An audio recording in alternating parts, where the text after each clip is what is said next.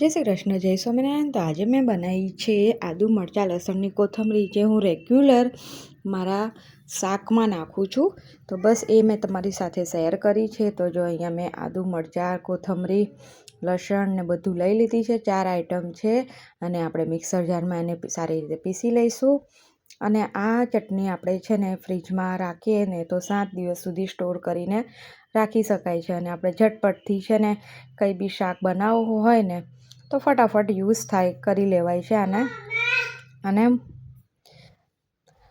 ખાવાની બી ખૂબ જ મજા આવે છે. આપણે સવારે મોર્નિંગના ભાખરી જોડે બી આ ખાવાની મજા આવે છે. તો આમાં આપણે જો હવે નાખીશું ચપટી એવું મીઠું અને કાશ્મીરી લાલ મરચું પાવડર નાખીશું, જેથી આપણો ખાલી નોર્મલ કલર પકડાય. તો બસ જો અહીંયા આપણે સારી રીતે ચટણીને પીસી લીધી છે અને હવે આપણે જારમાં ભરીને સ્ટોર કરીને મૂકી દઈશું.